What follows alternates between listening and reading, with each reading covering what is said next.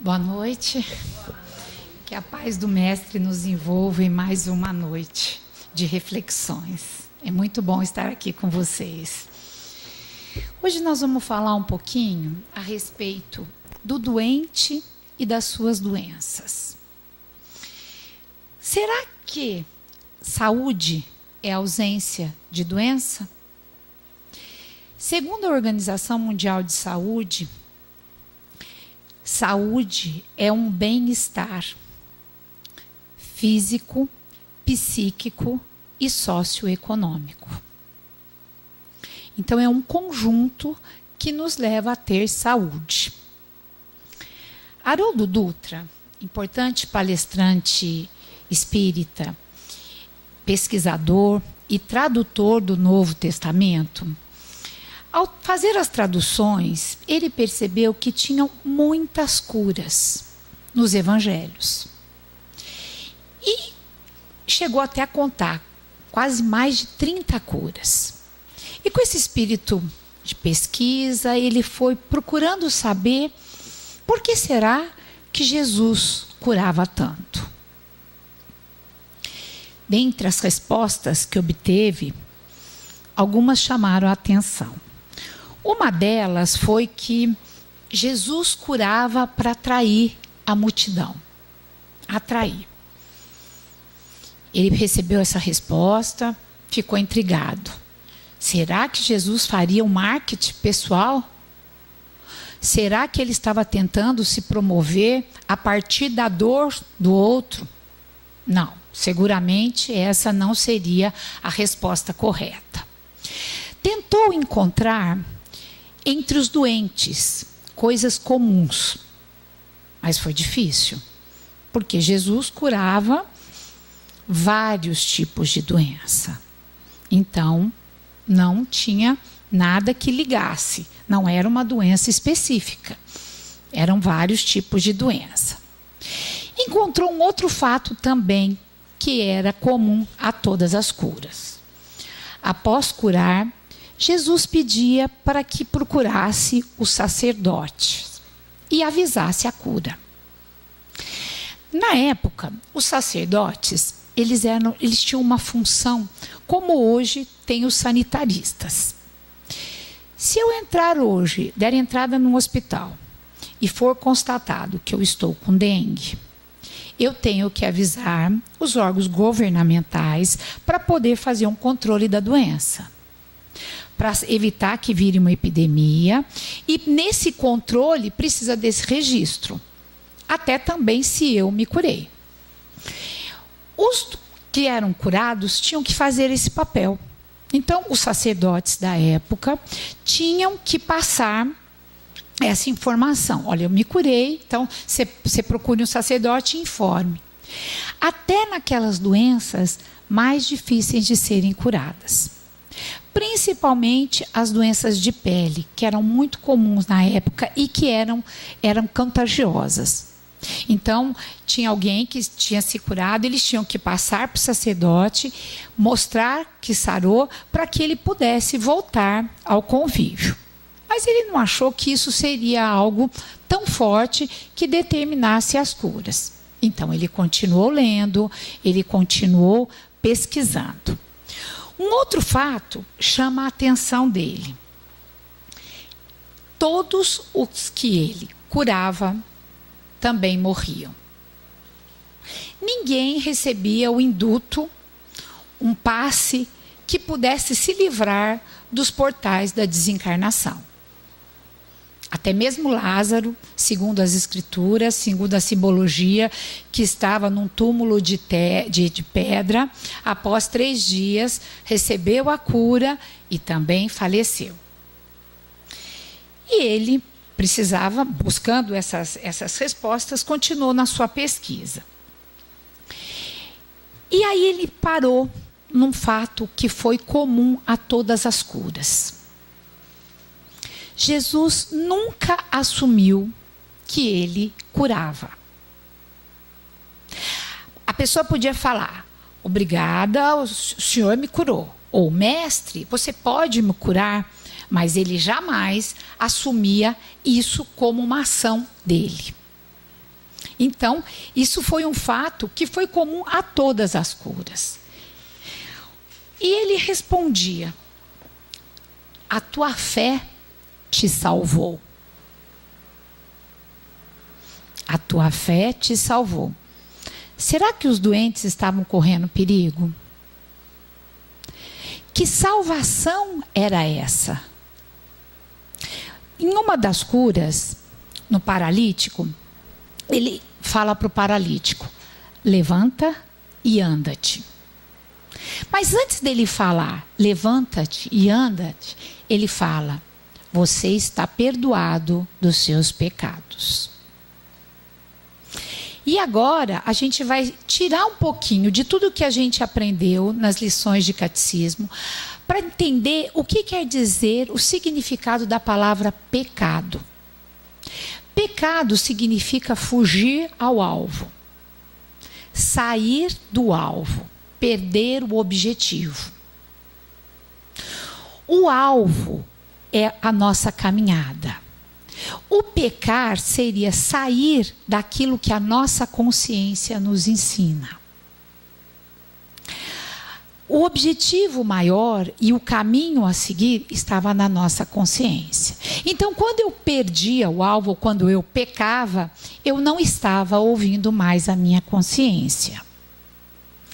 Somos todos criados à imagem e semelhança de Deus. Temos todos a nossa consciência, que funciona como se fosse um GPS.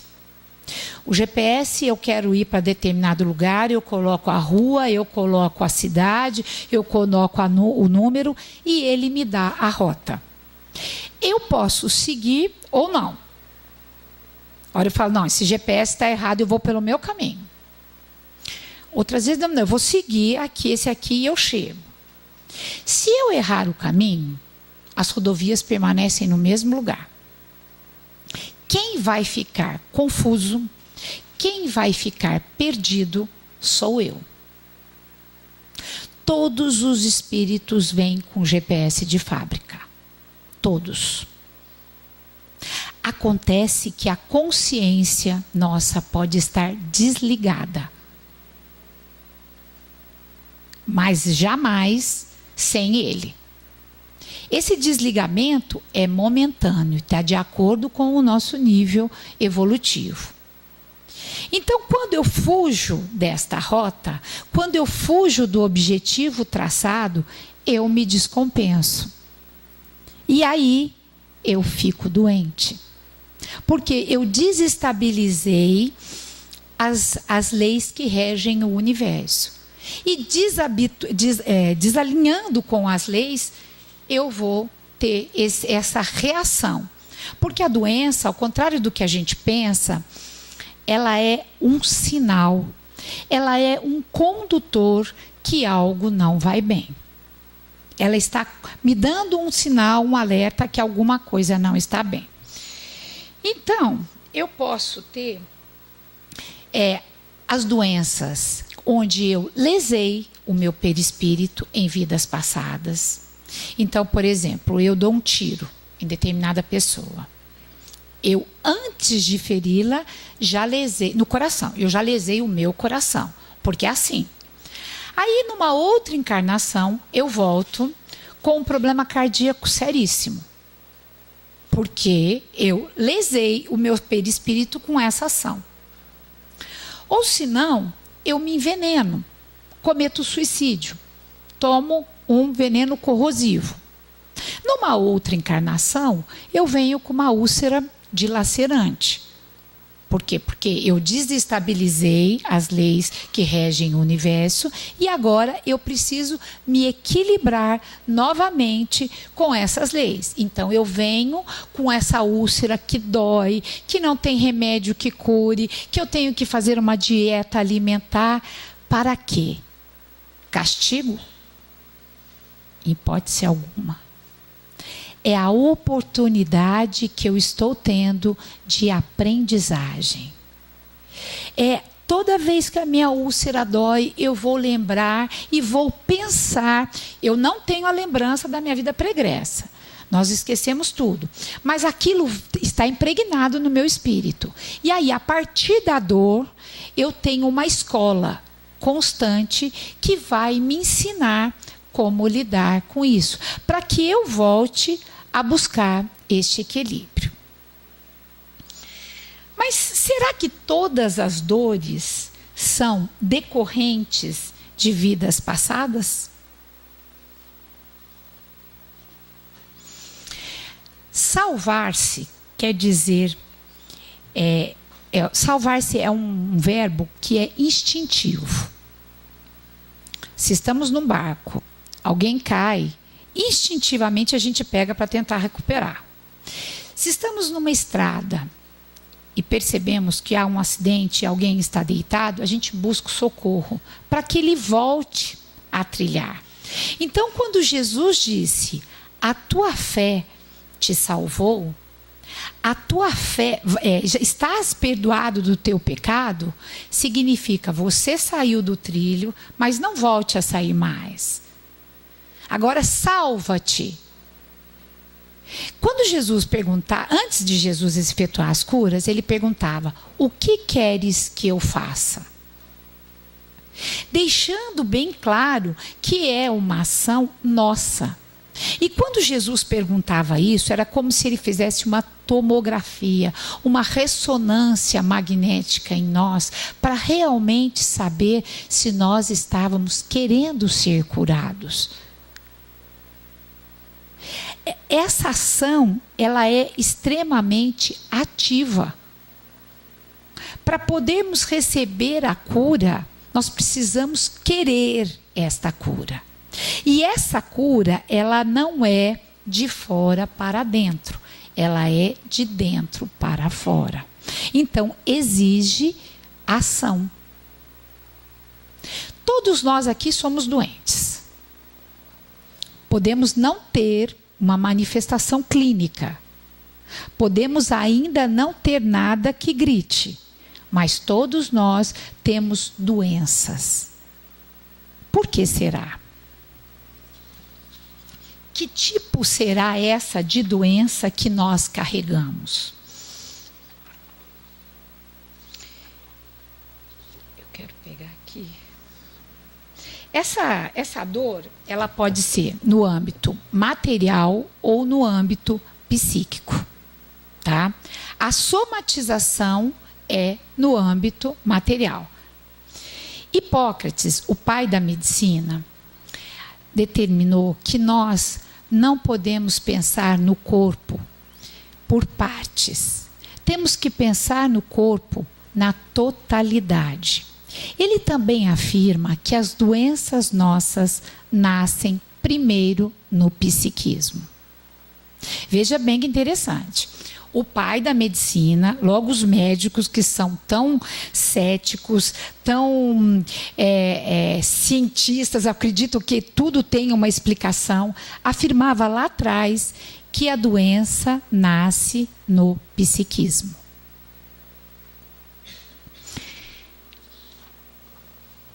Essas doenças começam na nossa mente. Não tem enfermidades, tem enfermos. A enfermidade é a manifestação de um enfermo. Então vamos pensar que eu sou uma pessoa pessimista, eu sou uma pessoa amarga, eu sou uma pessoa rancorosa, eu sou uma pessoa revoltada. Naturalmente, eu estou jogando todas essas toxinas para as nossas células. Nós temos de 70 a 100 bilhões de células. E todas funcionam sobre a égide do meu pensamento. Então, essas toxinas eu vou lançando e vou deixando elas sem vida, a tal ponto que chega em determinado momento, elas adoecem. Ao passo que eu sou uma pessoa otimista, eu sou uma pessoa alegre, eu sou uma pessoa que sou capaz de perdoar, eu sou uma pessoa que tenho fé, que tenho amor. eu também jogo essas vibrações todas para essas células. Olha a responsabilidade que nós temos sobre o nosso físico. Nesse período que nós estamos vivemos agora há pouco tempo, na época da eleição, nós percebemos o quanto a proliferação das notícias nos contaminaram. Era notícia boa, era notícia ruim, era fake news, e nós nos inflamando com isso, nos inflamando, algumas vezes propagando essas informações, e sem perceber que estávamos nos envenenando. Então, a notícia, ela é muito importante. Eu preciso estar antenado, eu preciso saber de tudo, mas eu não posso me envolver com a notícia. Aí eu preciso sair disso. Sabe aquela pessoa pessimista, para baixo, que você fala bom dia só se for para você? Aquelas pessoas que a gente corre para não ver. Imagine o seu estado de espírito interior. Que luta que não deve ser para essas células. Uma vez o meu irmão me ligou e ele estava me contando que estava com uma bactéria no estômago. E que não havia jeito, não conseguia, já tinha ido por 4 médicos, tinha feito uma vacina, o remédio não estava fazendo efeito e que ninguém conseguia descobrir essa bactéria. Que ele estava muito preocupado. E ao falar comigo ao telefone, o filho fez alguma coisa, que eu não sei o que é, mas ele berrou com o filho. Eu já falei que eu não quero isso. Aí eu tomei um susto, que ele estava meio que conversando comigo. Falei, João Luiz, desculpa, mas você não vai sarar nunca. Você não vai sarar nunca dessa doença. Por que você está falando isso? Porque você constantemente se envenena. Você constantemente faz com que o seu suco gástrico corroa o teu estômago pela ação do seu psiquismo. Se nós tomarmos hoje, se tiver algum estouro aqui, e se tomarmos um susto, cada um de nós vai reagir de forma diferente. Cada um de nós vai reagir de acordo com o seu psiquismo.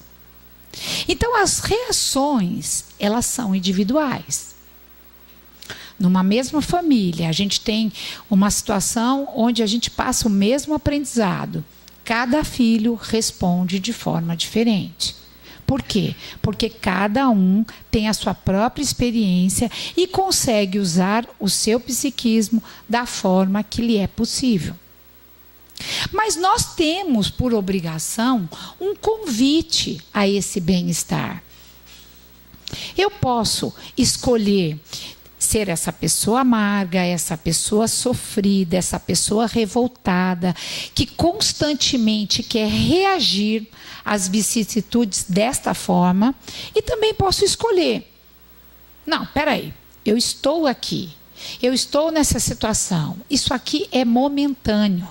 Eu consigo me livrar disso. Eu vou tentar encontrar um lado positivo disso tudo que eu estou passando.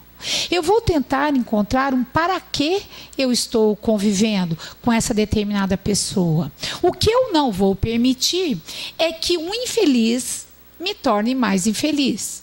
E aí seremos 2 infelizes.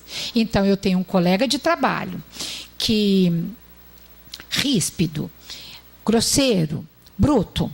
Eu encontro com ele, ele consegue me desestabilizar. Então já somos 2. Ele e eu. Então eu não posso permitir. Eu não posso permitir que esse infeliz me tornou um infeliz, porque ele já é infeliz. Eu também não posso carregar no peito uma mágoa. Toda vez que eu carrego uma mágoa, que eu tenho sede de vingança, é como se eu carregasse uma barra de ferro quente para poder entregar para o meu ofensor. Só que eu pego essa barra que está queimando a minha mão, ao entregar eu já sofri com ela. Então, quando eu alimento a mágoa, quando eu alimento o rancor, quem primeiro sofre sou eu. Aí eu começo com infecções, eu começo com gastrite, eu começo com somatizações. Por quê? Porque o meu corpo está falando que eu preciso mudar o meu psiquismo. Quando eu tenho resquícios de vidas passadas que eu não consigo entender, que eu não consigo saber, mas que eu tenho uma autoestima baixa, que eu não me amo, que eu não me aceito, o meu organismo vai sentir. Então percebe-se que o estar doente é um estado momentâneo. Agora, ser doente é um estado constante. Mas está nas nossas mãos escolhermos ser doente, que é uma constância, ou estar doente. Esse estar doente pode ser que eu não consiga fazer a escuta dos meus sentimentos. Pode ser que eu sozinha não consiga entender o que está se passando comigo e por que será que eu estou tendo esse sinal. Por que será que eu estou tendo determinada doença que está falando, olha, alguma coisa não está bem. Tá, se eu não conseguir por minha conta, eu posso buscar recursos. O primeiro recurso é através da fé. Jesus era o médico das almas. Ele não estava preocupado que o paralítico fosse andar. Ele estava preocupado que o paralítico se conectasse com ele mesmo, ouvisse a voz da sua própria consciência para não errar mais. Para que ele deixasse de sair dessa rota, para que ele voltasse a pegar o caminho. Dentre várias curas, quando Maria de Magdala chega para ele, e ela sofreu muito tipo de preconceito. Primeiro, os apóstolos, eles eram, na maioria não, todos eram homens. A mulher na época não tinha espaço, não tinha voz de expressão, e ela ainda era uma cortesã, ou seja, uma prostituta de luxo. E ela chega para o mestre e fala para ele, eu ouvi o seu chamado. E seu chamado me tocou. E com o olhar amoroso, com o olhar acolhedor, sem sinalizar uma crítica, sem fazer nenhum apontamento às suas atitudes, ele olhou para ela e falou, filha, o meu chamado te tocou porque está faltando o amor para você. Ame-se. E ela, que vivia numa cidade boa, ela era uma cortesã que recebia só homens importantes, os judeus, os romanos, os soldados romanos, todos do alto escalão. Ela vivia regada de presentes, ela era elogiada, que é o que toda mulher gosta de ser, mas nada havia tocado. E Jesus fala para ela, o meu chamado te tocou porque você está carente de amor. Você precisa amar e se amar para amar o outro. E ela fala para ele, mas eu venho tentando amar. E ele, sem uma crítica, com esse olhar de quem realmente acolhe o necessitado, fala para ela, não tem problema, você vai agora aprender a amar. E ela fala assim, mas logo eu, que sou uma pecadora, será que Deus vai permitir que eu entre na sua seara? E Jesus responde a ela, você nunca viu uma primavera numa casa em ruínas? As ruínas somos nós. A primavera, o encher de flores, é a nossa fé. É o encontro com o Deus. É a busca para o Deus interior que existe em nós, para me conectar com o Deus maior. Então, ele se preocupava nessa cura. Ele literalmente era um doutor de almas, porque ele sabia que se ele curasse a alma, o corpo estaria são. Então, ao contrário do que se pensa, que a doença nasce aqui e afeta o espírito lá, é o inverso. A doença nasce no nosso psiquismo e afeta o nosso corpo aqui. Talvez a gente continue sem respostas, mas o caminho para buscar isso é uma renovação, uma ação. Lembrando que eu não posso pretender a cura de fora para dentro. A cura tem que ser de dentro para fora. E como fazer isso? Como buscar esse equilíbrio? Como buscar essa tranquilidade, essa paz que nos envolve domingo à noite, na semana inteira nossa? Como buscar essa tranquilidade para que a gente serene as nossas células e revitalize-as, dando energias positivas todo o tempo? Talvez sozinhos não consigamos, aliás, é muito difícil. Precisa ter um controle de mente, um equilíbrio muito forte. Mas a gente tem recursos. A fé é o primeiro deles.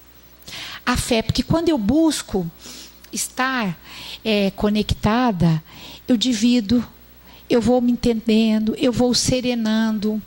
Vocês já perceberam que quando a gente está numa situação de angústia, às vezes a gente pensa numa pessoa que nos chateou, fez alguma coisa, a gente sente batedeira, taquicardia. Quer dizer, a gente permite que aquela lembrança nos envolva. Aí você faz uma prece. Você faz uma prece para ela. Automaticamente a batedeira some. O primeiro beneficiado foi você. O equilíbrio daquilo que você pensou que era para ela foi beneficiado em você. A outra coisa é buscar energia, coisas saudáveis. Desde as conversas, os filmes, as notícias que a gente recebe, a troca com pessoas. A gente precisa se defender. Como essa chuva que foi agora, nesse período de eleição, as pessoas estavam saturadas. A minha filha de 17 anos desinstalou o Facebook. Ela fez 17 anos, ela falou, eu não estou aguentando. Por quê? Algumas pessoas ouviam as informações e passavam. Outras se envolviam, a tal ponto que vai fazendo mal. Então, o convite para que a gente possa exercitar mais isso é um controle de mente. Ricardo Mello fala muito, para quem já ouviu as pílulas do Evangelho, ele fala muito na meditação. O que é a meditação? Primeiro, eu me conectar com o meu eu interior e depois me conectar com o próximo. Divaldo fala que a partir do momento que eu tento serenar a minha mente, eu desligo todos os órgãos que estão em arritmia no meu corpo. Porque a minha mente vai gerando turbilhões de emoções que vão fazendo com que o nosso cérebro mande coisas para as nossas células. Vocês já viram um vídeo que fala sobre a gratidão? É muito interessante. É um vídeo neuropsicológico que mostra a transformação das células do nosso cérebro a partir da gratidão. Gratidão pela vida, gratidão pelo que somos, por onde estamos, por como estamos. Quando eu me coloco em estado de gratidão, eu me coloco em estado de aceitação. E essa aceitação é como se eu comungasse com aquilo que está previsto para mim. Se não há equívoco na minha história, se se eu estou cumprindo a história da Estela, não estou cumprindo a história de ninguém. Essa é a minha história, então eu preciso estar ciente que é exatamente aquilo que eu necessito. E eu nem gosto de falar que eu mereço, porque mereço eu fico achando ruim. Eu prefiro falar, eu estou com a minha história, que é essa que eu preciso aprender. Então, quando eu me coloco em estado de gratidão, isso é científico, gente. Existe um vídeo, eu não tive tempo de poder passar, eu não achei ele, eu guardei em algum lugar. Eu queria mostrar para vocês a transformação de um cérebro que agradece. Então, assim, se isso já está chegando no âmbito médico, é porque já começa a surtir efeitos. Como houve uma reportagem agora há pouco tempo que saiu na faculdade, na USP, existe um grupo de médicos espíritas e que estão fazendo um estudo a respeito do passe. Então, porque tudo que esses estudos precisam ser catalogados. Então, assim, são doentes com as mesmas doenças. Faixa etária dentro da mesma faixa etária, e um grupo está recebendo o passe semanalmente e o outro não está recebendo. No final de 2 meses, o grupo que estava em oração, recebendo o passe, houve uma melhora significativa. Enquanto que aqueles doentes que estavam sem o passe, alguns permaneceram como estavam e outros pioraram. Então, assim, entendamos que a ação do passe é um convite à oração. O passe é um tipo de medicação, onde eu coloco as mãos e transmito fluidos para quem está recebendo. Mas ele só tem eficácia se quem está recebendo estiver conectado. É igual uma internet. Eu aciono meu Wi-Fi. Tento estar conectado com tudo. Mas esqueço de ligar. Aí fala, a internet caiu, não pegou, aí vou ver, não, eu que não liguei o Wi-Fi. Então, a ação do passe, que é uma ação também de fluidos vitais, de energia positiva, ela só se dá a partir da minha intenção. Quando Jesus chegava para curar, ele perguntava, o que queres que eu faça? Nos colocando todo o tempo como agente. Então, eu não posso pretender achar que eu vim aqui, escutei uma palestra e agora vou tomar um passe. Sento lá e fico pensando o que eu vou fazer depois. Não adiantou. Perdeu o seu tempo. Não porque o passista é ruim. Ele não tem nada com isso, ele é um instrumento. Um instrumento dos amigos espirituais para a transmissão de energia. Mas se eu não quero me conectar, aí fala, nossa, hoje fui no centro, parece que nem adiantou. Acho que eu tenho que voltar de novo na fila do passe. Aí pega outra senha. E, na verdade, não é o problema está em nós. Então, nos colocarmos em ação de prece mais vezes durante o dia é uma forma de buscar equilíbrio. E buscando o equilíbrio, eu começo a buscar a minha saúde. Porque para o meu corpo estar bem, eu preciso estar bem. Esse tema, eu acho que ele é curioso e ao mesmo tempo nos instiga, porque ninguém quer passar mal. Ninguém quer sentir-se mal. E não adianta a gente buscar médicos da matéria, trocarmos de consultório, 550 exames. Nada vai adiantar se nós não nos colocarmos em ação de busca da cura. Tem uma passagem no livro Fonte Viva, pelo Espírito de Emmanuel, que eu gostaria de ler para finalizar, e o título é exatamente esse que nós estamos falando. Eu vou ler para não fugir nada do que a proposta. Estás doente? E a oração da fé salvará o doente. e o Senhor te levantará. Tiago, capítulo 5, versículo 15. Todas as criaturas humanas adoecem. Todavia, são raros aqueles que cogitam a cura real. Se te encontras enfermo, não acreditas que a ação medicamentosa através da boca ou dos poros te possa restaurar integralmente. O comprimido ajuda, a injeção melhora. Entretanto, nunca te esqueça que os verdadeiros males procedem do coração. A mente é fonte criadora. A vida, pouco a pouco, plasma em torno dos teus passos aquilo que desejas. De que vale a medicação exterior se prossegues triste, acabrunhado ou insubmisso? De outras vezes, pede socorro de médicos humanos ou de benfeitores espirituais, mas ao surgirem as primeiras melhoras, abandonas o remédio ou o conselho salutar e volta aos mesmos abusos que te conduziram à enfermidade. Como regenerar a saúde se perdes longas horas na posição de cólera ou desânimo? A indignação rara, quando justa e construtiva no interesse geral, é sempre um bem, quando sabemos orientá-la em serviço da elevação. Contudo, a indignação diária, a propósito de tudo e de todos e de nós mesmos, é um hábito pernicioso de consequências imprevisíveis.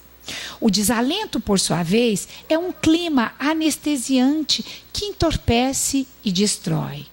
E o que falar da maledicência ou da inutilidade com as quais depende tempo valioso e longo em conversação e frutífera, extinguindo as tuas forças?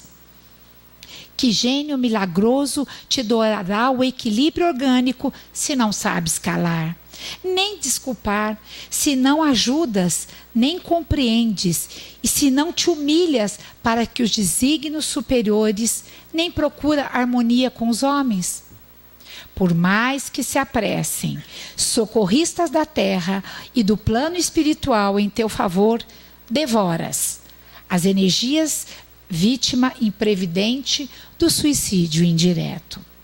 Se estás doente, meu amigo, acima de qualquer medicação, aprende a orar e a entender, a auxiliar e a preparar o coração para a grande mudança.